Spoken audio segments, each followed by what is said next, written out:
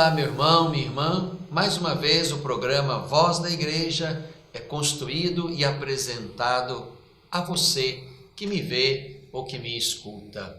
Bebendo da fonte, mais uma vez vamos nos voltar para a palavra de Deus e ali da fonte do Evangelho de João, vamos saborear a presença nova do Senhor na noite bendita daquele domingo pascal, onde o Senhor vence a morte. Vamos beber desta fonte preciosa e bendita. No coração deste tempo, quero convidar você a conhecer e a visitar brevemente comigo a mensagem que o Papa Francisco escreveu para o 52º Dia Mundial das Comunicações Sociais. Temos que olhar seriamente o modo como nós fazemos comunicação. Ela precisa passar de uma comunicação falsa e ruim a uma comunicação boa e positiva. O Papa vai nos explicar o que são as fake news e qual é a postura dos cristãos católicos diante deste formato ou deste traço que define um pouco a comunicação neste tempo. Por fim, uma igreja em caminho, quero convidar você para as coisas boas que estão acontecendo entre nós. E você, que é membro da nossa igreja, é nosso convidado especial para estas atividades litúrgicas, sobretudo, que estamos para viver nestes dias. Fique conosco no nosso programa A Voz da Igreja.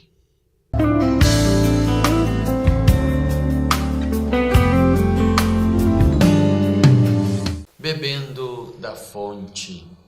Meu irmão, minha irmã, quero convidar você mais uma vez para tomarmos da palavra bendita de Deus, a fim de que possamos mergulhar nela, beber desta fonte que sacia a nossa sede de Deus, sacia a nossa sede de verdade, sacia a nossa sede que de fato trazemos no coração ao longo da vida, aquela sede espiritual que só encontra de fato em Deus aquele que a pode saciar plenamente. Quero convidar você a beber da fonte do Evangelho de João, capítulo 20, a partir do verso 19. João, capítulo 20, a partir do verso 19. Ao anoitecer daquele dia, o primeiro da semana, os discípulos estavam reunidos com as portas fechadas por medo dos judeus. Jesus entrou e pôs-se no meio deles e disse: "A paz esteja convosco." Dito isso, Jesus mostrou-lhes as mãos e o lado. Os discípulos então se alegraram por verem o Senhor. Jesus disse de novo: "A paz esteja convosco. Como o Pai me enviou, também eu vos envio." Então soprou sobre eles e falou: "Recebei o Espírito Santo. A quem perdoardes os pecados, serão perdoados. A quem os retiverdes, lhes serão retidos."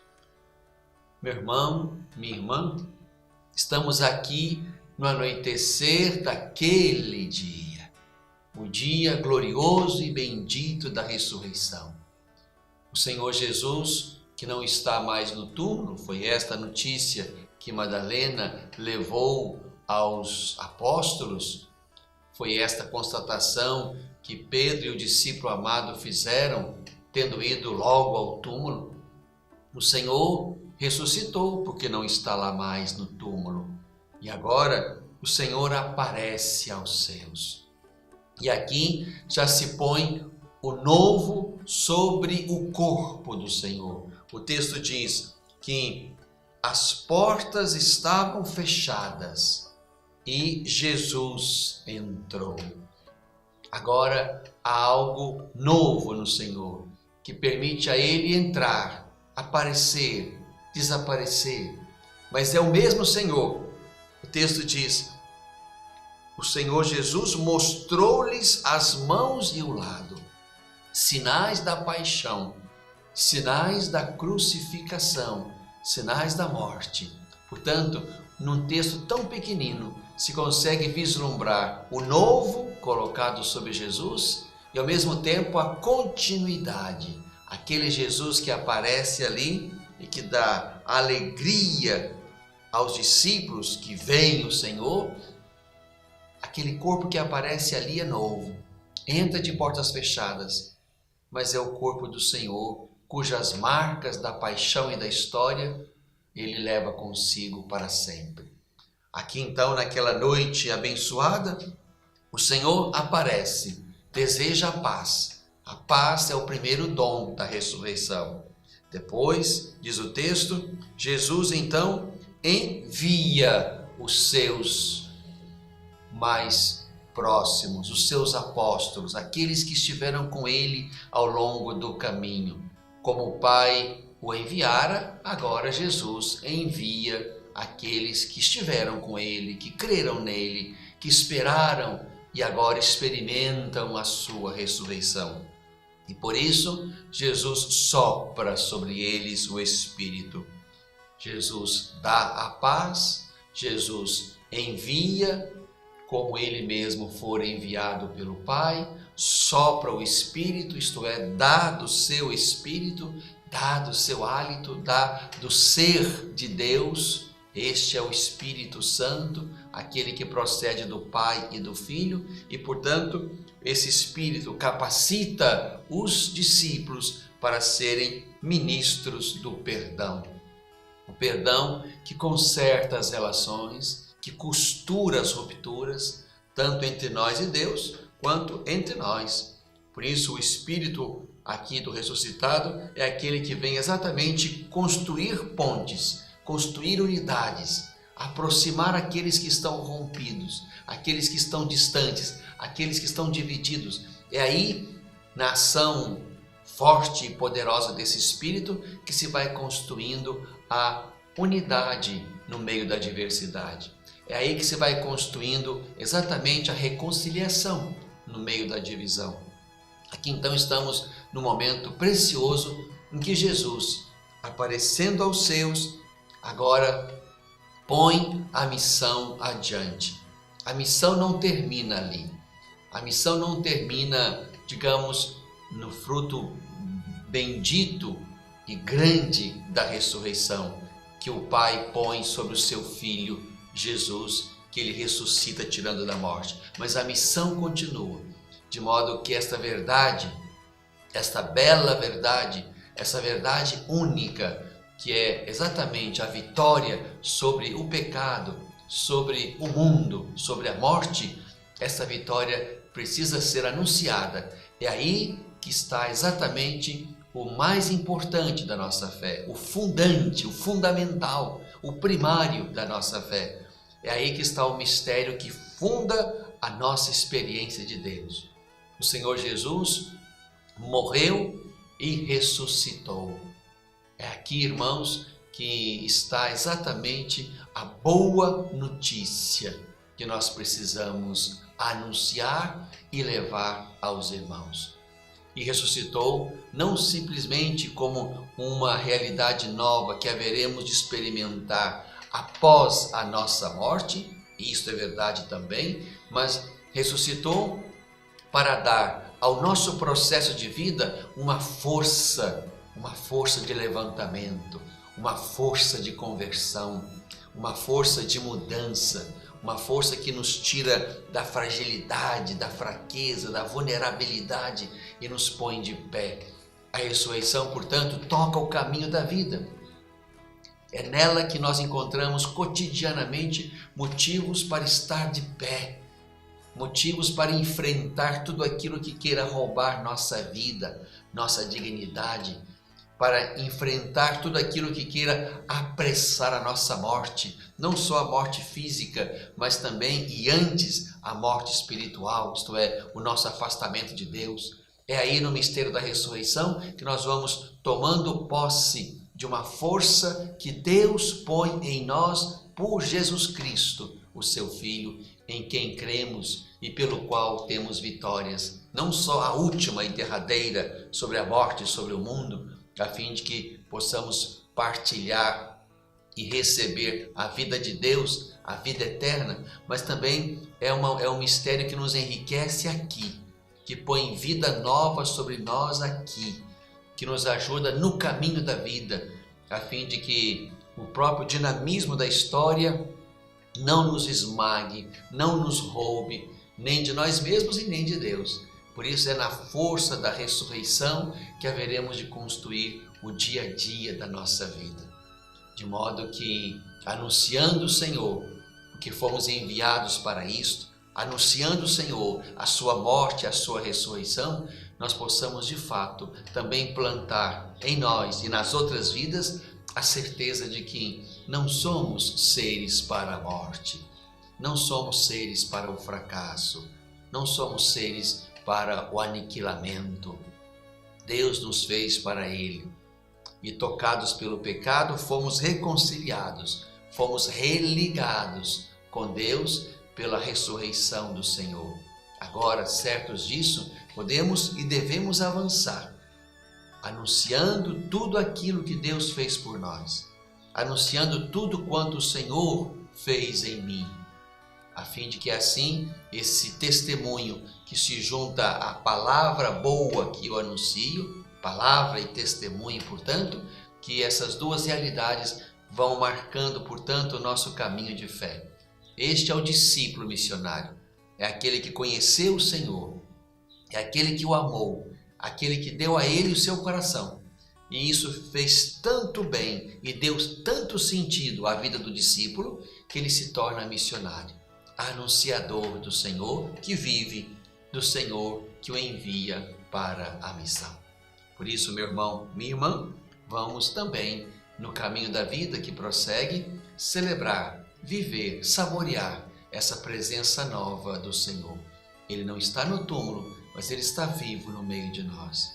Ele frequenta a nossa vida, o nosso ser, a nossa alma. E lá, Ele de novo sopra sobre nós, nos dá a sua paz, o seu perdão, o seu Espírito. Bebemos da fonte.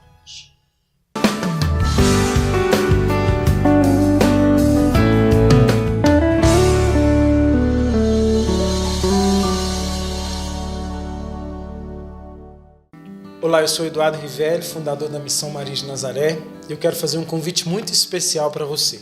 Aproveitando hoje, dia de Nossa Senhora de Fátima, 13 de maio, esse dia tão significativo, tanto para a nossa comunidade, quanto para esse convite que eu quero fazer para você. Eu quero te convidar para o Decor Minas, que vai acontecer dias 15 e 16 de setembro aqui em Divinópolis. Será um evento voltado para a teologia do corpo de São João Paulo II. E São João Paulo II consagrou essa teologia a Nossa Senhora de Fátima. Então, esse convite é muito especial e significativo desse dia. Lembrando que esse evento contará com a presença de Christopher West, um dos maiores nomes da teologia do corpo no mundo, que vai estar aqui conosco, direto dos Estados Unidos, aqui em Divinópolis. O evento é todo voltado para esse tema, todo voltado para essas catequeses de João Paulo II. Lembrando que, a partir também desta semana, todas as quartas-feiras, que são os dias também das catequeses do Papa, nós lançaremos pílulas, ou seja, pequenas formações, rápidas formações sobre teologia do corpo. Então, toda quarta-feira, começando agora na próxima quarta, até o evento em setembro, nós vamos ter pequenas pílulas para você curtir um pouquinho do que será esse grande evento de teologia do corpo. Evento esse consagrado a Nossa Senhora de Fátima. E o mais legal dessa mensagem é o seguinte, é que hoje nós estamos lançando uma promoção, pois até ontem a inscrição desse evento era R$120, mas por ser dia de Nossa Senhora de Fátima, nós vamos estender essa promoção para que você possa também aproveitar o preço e não pegar o aumento. O aumento nós vamos fazer só domingo que vem na festa de Pentecostes. Então de hoje, dia de Nossa Senhora de Fátima, até domingo nós vamos manter os R$120 a inscrição. A partir de segunda-feira que vem, depois da festa de Pentecostes, a inscrição vai para R$150. Então você não pode perder também essa. Que Nossa Senhora de Fátima hoje te proteja, te conduza e não deixe você de fora desse evento. Um grande abraço.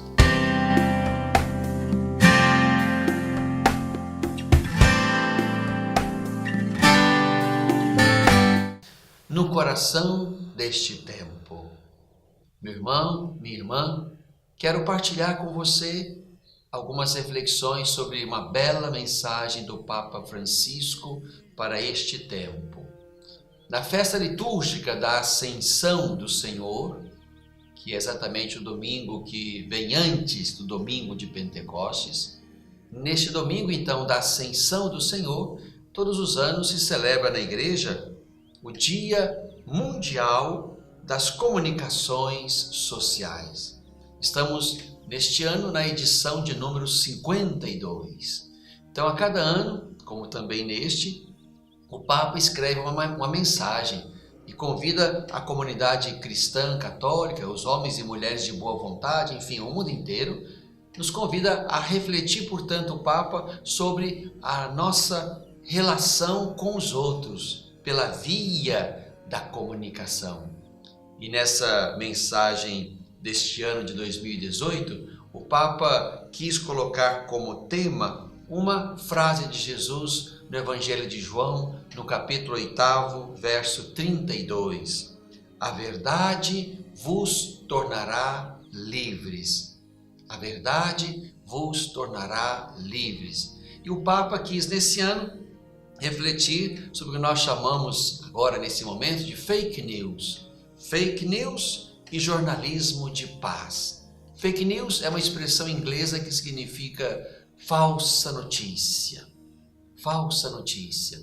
O Papa quer exatamente que, a partir dessa realidade que se instalou entre nós, não é, os meios de comunicação, os grandes e os pequenos, de fato se dediquem a uma cultura da paz, ou o Papa vai chamar de jornalismo da paz, de modo que os agentes, os atores da comunicação social, das grandes mídias que transmitem os fatos, as notícias, que expõem as pessoas, que essas grandes mídias, ou também aquelas mídias que circulam na micro-região da nossa vida, que essas mídias de fato estejam preocupadas com a paz, uma cultura da paz, uma cultura que de fato cultive entre as pessoas a concórdia, a unidade, a paz.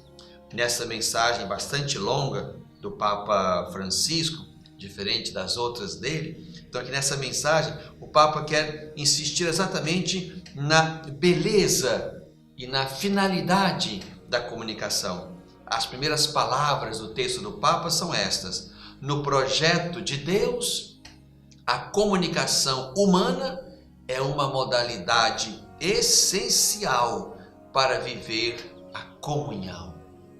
A comunicação é exatamente uma modalidade de se viver a comunhão. Pela comunicação construímos comunhão ou construímos discórdia. Mas o que o Papa quer, o que Deus de fato quer de nós, é isto: que o nosso dom de nos comunicar seja através, do meio natural de produzir palavra, de produzir conceitos, mas também usando os grandes e belos mecanismos como esse que nós usamos aqui na transmissão desse programa e outros ainda mais sofisticados, que esses meios, a comunicação interpessoal e a comunicação que passa pelos meios tecnológicos, que ela seja uma forma de comunhão, uma forma de construir a concórdia e a paz entre as pessoas, entre os grupos, na sociedade e no mundo. E aí o Papa vai discorrer nesta bela mensagem sobre esta realidade feia, negativa, destrutiva, que são as fake news, isto é, aquilo que circula, aquilo que é produzido nas mídias, a partir de alguém, certamente, porque aquilo que é, digamos, o tecnológico, o equipamento, isso não produz nada. O que produz é exatamente aquele ou aqueles que estão atrás dos equipamentos, das tecnologias. Então, aqui o Papa quer nos questionar sobre isso, né? Sobre essa atitude de tentando produzir algo, esse algo produzido traz consigo vaidades, sensacionalismo, um apelo grande à audiência e, às vezes, infelizmente, uma despreocupação, um descompromisso com a verdade das coisas, com a verdade dos fatos, com a verdade das pessoas. E fake news, em muitas situações, e aqui está, digamos, o danoso nesta realidade, elas parecem verdade. Diz o Papa, são verossímeis, isto é, parecem, são semelhantes, têm elementos que poderiam fazer com que os leitores, os ouvintes, de fato acreditem naquilo como coisa certa, mesmo que não seja coisa boa. O Papa quer chamar a atenção para aqueles que produzem a notícia, para aqueles que expõem os fatos e as pessoas, mas também o Papa quer chamar a atenção para o nosso jeito pessoal de lidar com aquilo que recebemos. Pode ser que nós mesmos, recebendo alguma coisa que eu não tenho certeza de ser verdadeira, eu me encarregue de esparramar. Recebo e repasso como se aquilo fosse verdade, sem ter certeza que seja. Aí também eu me torno agente de fake news. É claro que hoje há uma grande dificuldade, hoje e sempre, não é? Há uma grande dificuldade entre aquilo que de fato aconteceu e o modo como isto chega a nós. Entre o fato e a realidade e o sujeito que está distante daquela realidade, daquele fato, entre essas duas realidades estão os meios de comunicação. A ponte entre uma realidade e o sujeito que toma consciência dela, aqui, esta ponte são exatamente os meios. É por isso que há um grande empenho, uma grande exigência de que os meios de comunicação sejam aqueles, né, que têm identidade definida, católica, cristã, sejam aqueles grandes meios que estão de fato num mercado de comunicação, que esses meios, independente de quais sejam e a quem pertençam, esses meios precisam de um compromisso sério com a verdade. A verdade liberta, a verdade revela a realidade. E tanto mais essa realidade chega a nós, tal como de fato ela é, tanto mais aqui se expressa a verdade. Quando entre a realidade vivida, acontecida, há já uma reflexão, há já um juízo, há já um parecer.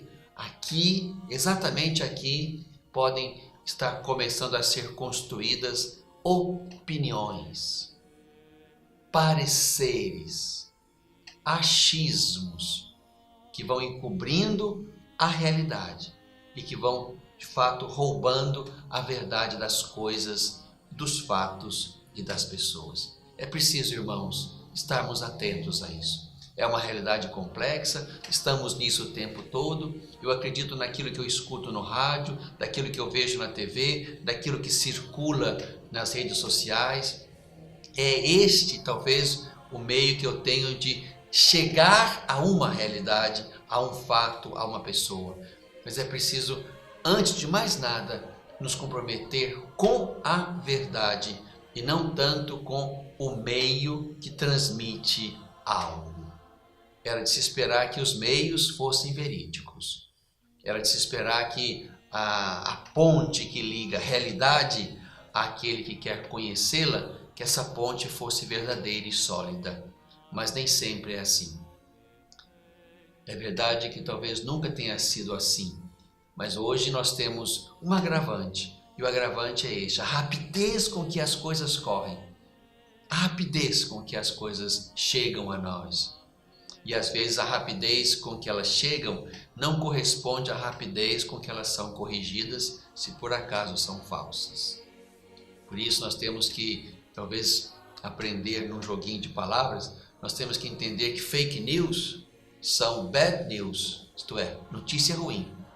Notícia falsa, fake news, são bad news, notícia ruim. Mas o nosso foco tem que ser good news, que é o nome do Evangelho. Boa notícia. Uma notícia que de fato nos faça ter acesso à realidade o mais possível. É verdade que talvez não seja difícil ou impossível, os filósofos já se ocuparam disso, ter acesso pleno a uma realidade que já se tornou, digamos, memória e passado. Mas é preciso que haja um esforço grande de conhecer e de divulgar a verdade sobre as pessoas, sobre os fatos, sobre a realidade. Esse é o nosso empenho. Se nossas mídias católicas cristãs se esforçarem por isso, haveremos de dar um belo exemplo. Convido você a ler a mensagem do Papa, certamente na internet, nas redes sociais, para que, de fato, sobretudo os comunicadores, os que se ocupam da grande mídia ou da mídia pequena que circula entre nós, que possamos aprender do Papa que o cristão é aquele portador da boa nova, de good news, exatamente as verdades que Deus preside e que Deus assina. Vamos nos esforçar, portanto, para divulgar aquilo que faz crescer, aquilo que revela a verdade, aquilo que de fato constrói a paz no coração deste tempo.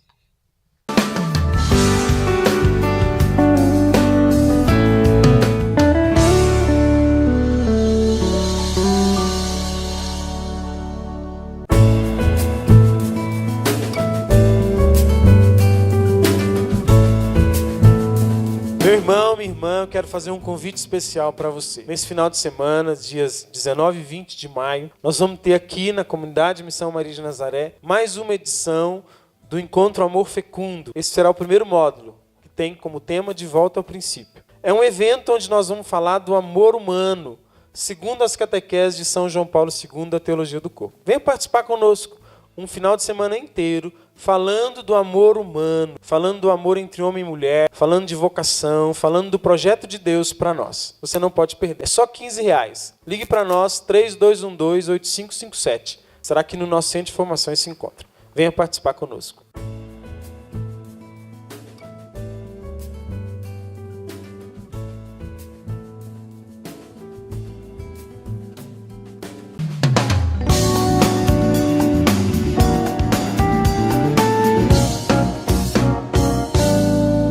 Uma igreja em caminho.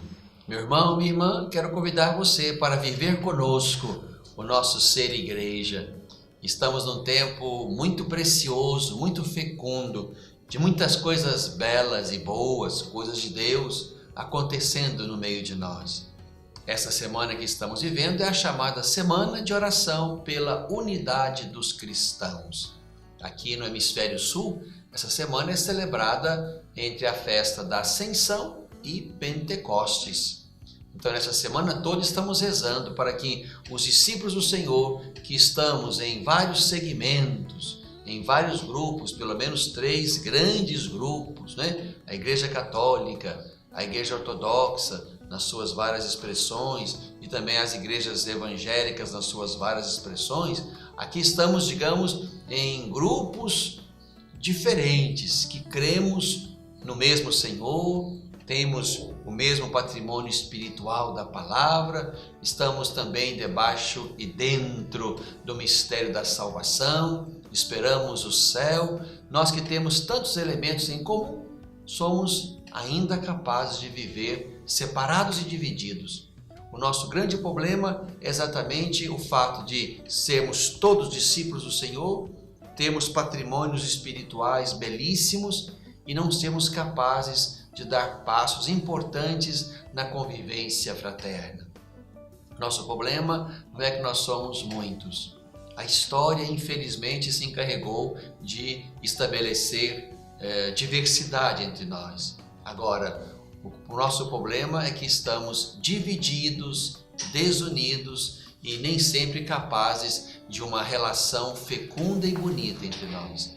Poderíamos nos encontrar muitas vezes para rezar. Poderíamos estar mais unidos e mais fortes para o enfrentamento de grandes e graves problemas sociais deste nosso tempo.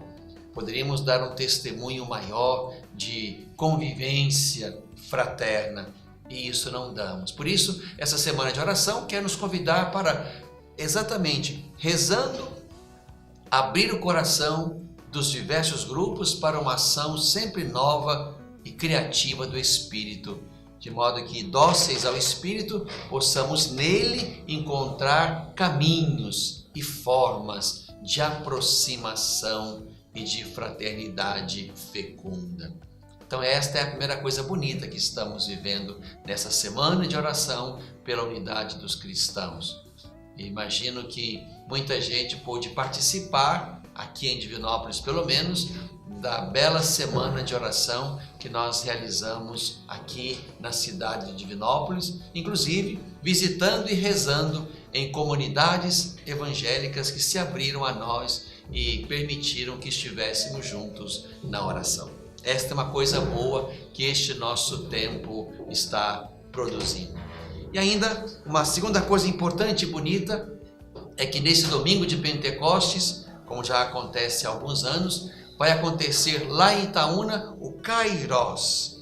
O Kairós, a grande festa do Espírito Santo ali na cidade de Itaúna, reunindo as 6 paróquias no domingo, tarde e noite.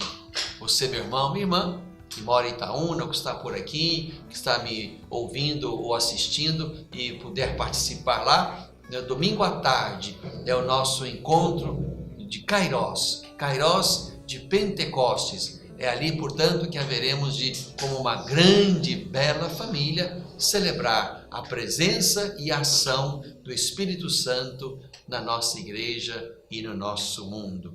E, finalmente, quero convidar também você para a primeira solenidade de Nossa Senhora, Mãe da Igreja, como quer que seja celebrada essa solenidade pelo Papa Francisco.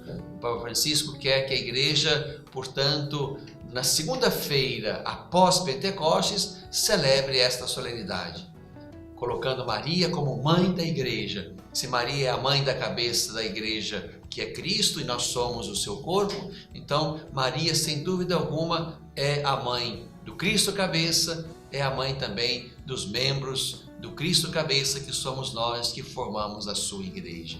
Então, na segunda-feira, dia 21 de maio, na Catedral, aqui pela primeira vez, como no mundo todo, a pedido do Papa, vamos celebrar essa solenidade. Você está convidado, então, às 19 horas, aqui na nossa Catedral Diocesana, celebrar esta bela memória, esta bela referência de Maria, a mãe de Jesus, como também a mãe dos discípulos e, por isso, a mãe da Igreja. É mais uma festa mariana que o Papa Francisco quer que nós, a Igreja de Jesus Cristo, também a Igreja de Maria, portanto, celebremos com alegria a cada ano depois da festa de Pentecostes. Por isso, vamos juntos, temos muita coisa boa e bela para viver e celebrar. Uma igreja sempre em caminho.